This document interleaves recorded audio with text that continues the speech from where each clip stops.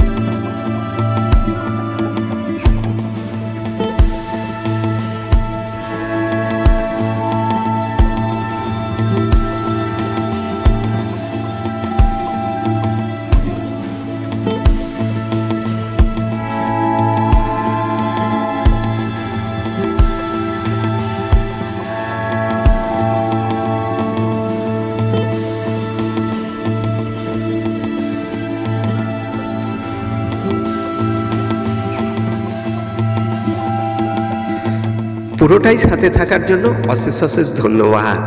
একটি লাইক করবেন আর সবাইকে শেয়ার করবেন।